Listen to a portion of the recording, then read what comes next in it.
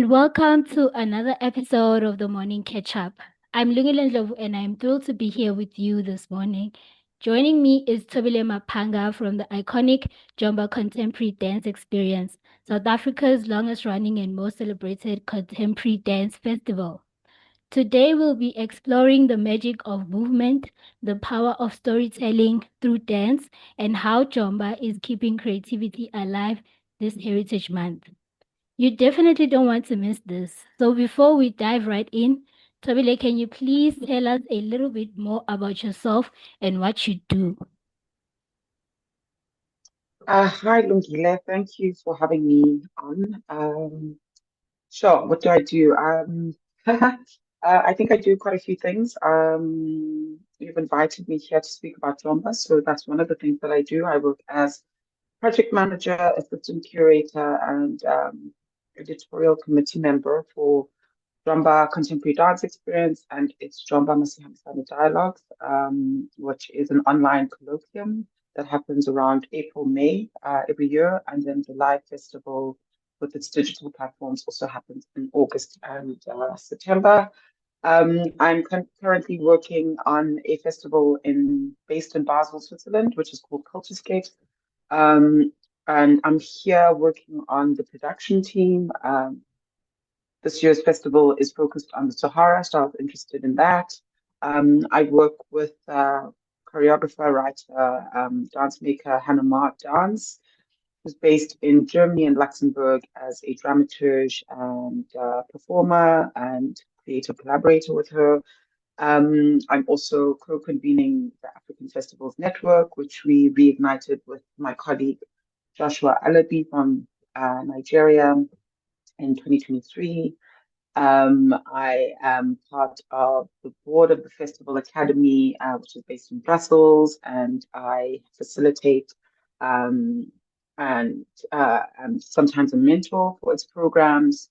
And yeah, I also freelance just as a creative collaborator uh, in South Africa with various other creatives. So that's Hmm. me. That sounds like a mouthful, but quite interesting to know what you do. So for our first question, um, Jumba is South Africa's longest running contemporary dance festival. What do you think has allowed it to remain so strong and relevant over the years? Sure.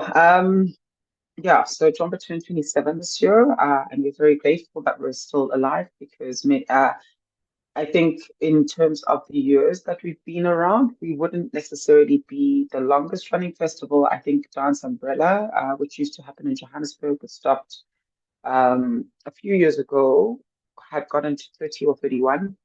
But JOMBA, I think, remains alive and kicking. Just due to the tenacity of the team. Um, Dr. Leanne Lutz, who's the artistic director of the festival, the founder and the artistic director of the festival, has built some really great relationships, and we try to keep the budgets fairly small. We have great leadership and support from the CCA, and Ishmael Mohammed, who is the director, has shown great leadership. I think everybody who's part of Jomba is very passionate about it and sees it as a labor of love. So I know that a lot of us are also sometimes, I mean, as an example, Skylar Buchanan, who's volunteered for the past 2 years, comes on and she works for free for Jomba. Um, we try to, yeah, just continue to keep the partnerships that we've had with various organizations and festivals and sorry and dancers and dance companies alive. And I think through that, the support that we get through all of our stakeholders and our ability to be quite agile with the ever changing landscape is what has kept us alive. Um, yeah, I think also it does help that we're based at a university, and so we have a fairly stable kind of audience base and access to what's it, venues and people, which is nice. So the festival is known for its bold programming. Can you share what audiences can look forward to in this year's edition? Well, this year's edition has come and gone. We finished in Johannesburg last week. The festival runs from the last week of August, so generally the last Tuesday of August, which this year was the 26th, if my mind serves me right. And it runs for 12 days in Durban, so until the first Sunday of September, and then it moves to Johannesburg. This year, we had our regular platforms, which is the Open Horizons platforms, which are three platforms that are open for applications. There's a digital platform, there's a live platform, and then there's a youth platform where people can apply, and we have some selection teams who select, and then those that are selected will be showcased. We also have our obviously our curated program, which is generally including the legacy artist that we named for that year. This year was Bonagaliso Ndaba, who is a great dance stalwart who's born in Durban, and I think almost every single contemporary dancer from at least KwaZulu-Natal has been through her training. But she is now based in Cape Town, so the Spawn Daba Dance Company from Cape Town opened the festival and also went up to Johannesburg at the Market Theatre. um, we always have some collaborations with international companies. This year we had a Spanish focus and a French focus. The Spanish focus included the Cote d'Ivoirian dancer who's based in Barcelona, Spain, Ulle. And we had a collaboration with Tayat Dancer, which is a dance company in Valencia in Spain, working with Flatfoot Dance Company, which is based in Durban, where they both cities had experienced heavy flooding. So there was a beautiful piece that was created with the choreographers from there on the dancer here in Durban and the dancer in Spain. We had a French focus this year as well, where we invited Desiree David, who's well known in South Africa, back to Durban. She's now based in Marseille, France. So we had kind of a French focus, and that was done almost in a double bill with Didier Boutiana, who's from the Reunion Islands. Um, and yeah, we've always kind of remained, since COVID, we've tried to remain abreast with kind of what digital work is happening and also trying to ensure that there continues to be a platform for digital work. Um, so we had two works on the digital platform. One being Joseph Hebandeka. I'm hoping I remember his surname correctly. Joseph, who has also been to JOMBA a few times before and has appeared on a few of our various platforms, the Masihambisani dialogues, as well as just the regular festival. I think he was here last year in person, but this year we were able to have him. He sent in a film which premiered um, at JOMBA, which we were very grateful to have. And then also we had the beautiful artist from France, Matthias. I forget his surname, but he did a residency with us, and he was in residency for I think a week, and there was an open studio kind of um, moment where people could go see, but he also then shared with us a film called Wonderland that he had previously created. So those are generally the platforms that we have. We also have discussions. We have the Jomba Kuluma, which is a writing residency for postgraduate students who then do reviews of the whole festival during the festival. Hmm. Okay, quite interesting. Can you tell us a little bit more the show that you brought here in Joburg? It was with the Market Theatre Pagamisa Dance Commission. So the collaboration with the Market Theatre started. this is our third year collaborating with the Market Theatre. We were very grateful when Greg Hillman approached us about this collaboration um, because as the longest and one of the only until this year festival that's dedicated to contemporary dance, we obviously were very grateful to have the opportunity to share our festival outside of KZN. The program that goes up to Johannesburg is a smaller curated program. Of generally, it always consists of the legacy artists, a couple of international artists, and the local art and some local artists. Pagamisa Grant is a Pagamisa Grant and Award is the grant and award that was created between the Market Theatre and JOMBA, and that it just tries to honor and recognize a young South African dancer, not necessarily young in age or in practice, but somebody who we think is doing great work and could use the additional support. It's a small grant where they also get to be in residency at the Market Theatre. They get to show their work um, in Durban and in Johannesburg. And this year, the Paramisa grant went to Asanda Ruda, who is also the Standard Bank Young Artist for Dance this year at the National Arts Festival. Okay. So now that we're within the month of September and we celebrate Heritage, the month of September is Heritage Month, how does JOMBA honor and celebrate South Africa's cultural diversity?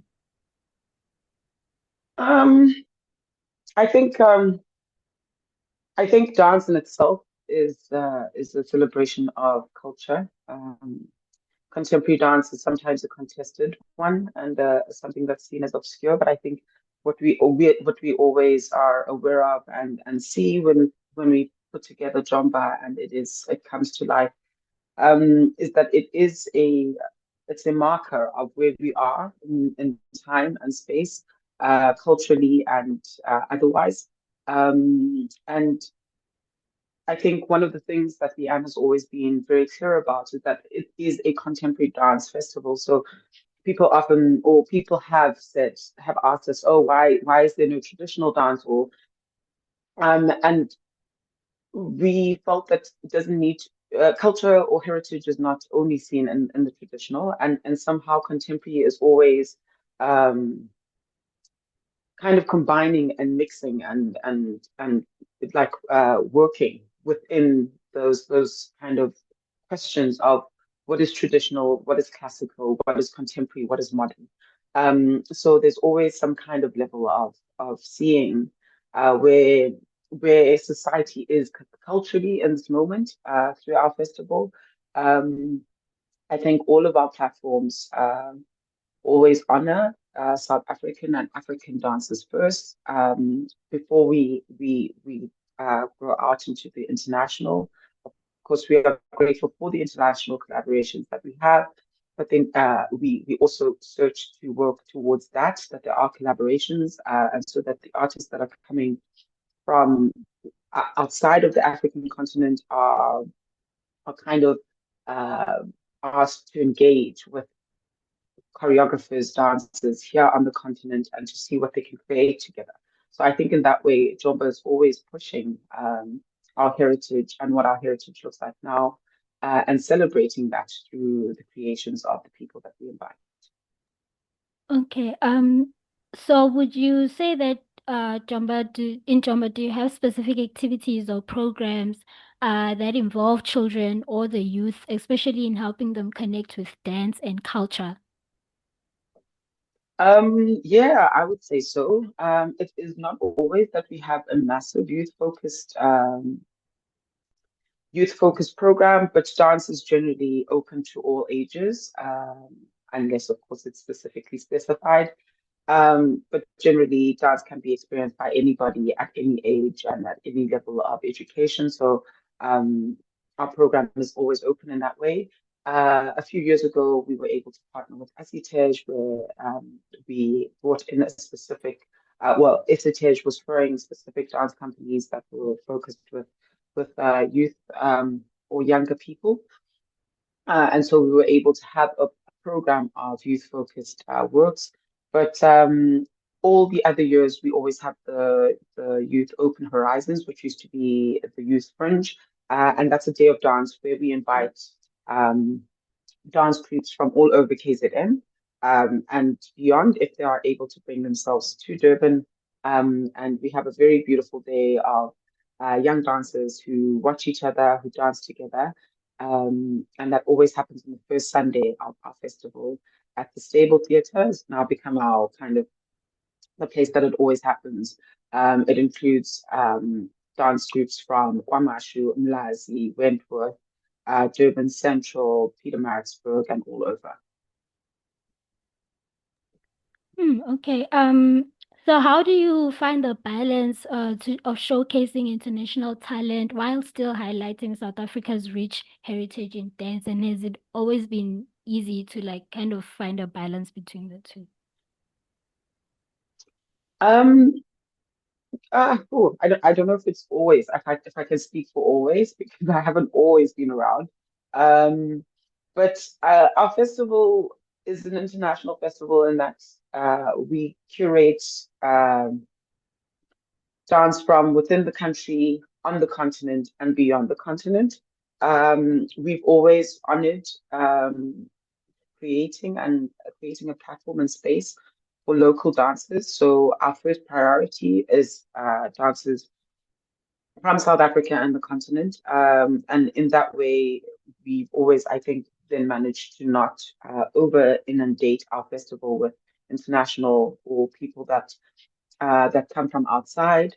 As I said previously, is that we like to work collaboratively. So even within the focuses that I mentioned for this year, the Spanish focus and the French focus days that we kind of had, is that none of those days happened without some South African element to that. So, for instance, I mentioned that Spanish focus, uh, one of the performances was a collaboration between a Spanish dance company and a festival with a Durban-based dance company and festival.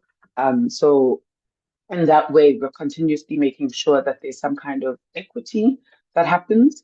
And then a similar thing happened also with the French focus, where, of course, there were dancers that were coming from France or French-speaking countries, but also balanced with a South African element to that.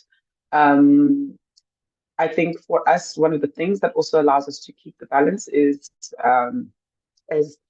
finances.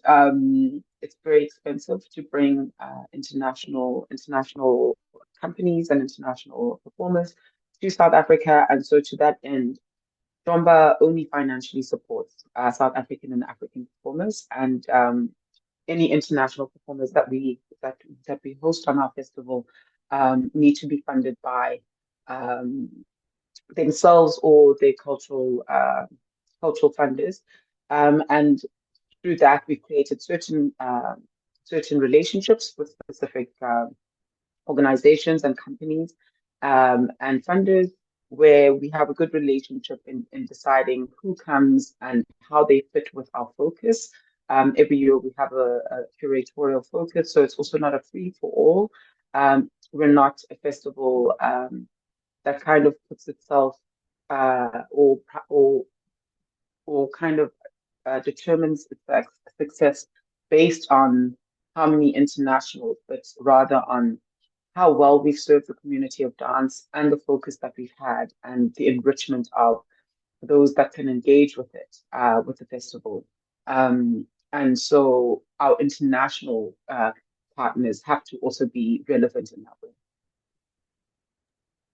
It's quite interesting to know how big of opportunities people can get in the world of contemporary dance. And just to share maybe a little bit like of any current opportunities that are open for our audience who might be interested. Yeah, can you please tell us more about those opportunities? As I say, Lungile, our festival just closed, so unfortunately, there's no live performances that are available. And as the festival has just closed, we are also now wrapping up and doing the reporting and kind of reflecting on what has happened, and we will begin to curate and start putting next year's festival together. What people can look forward to is that the Jomba Masihambisani dialogues that happened in May should be launched. What we do is that we host a 3-day colloquium online, and people are able to present papers or they practice and research.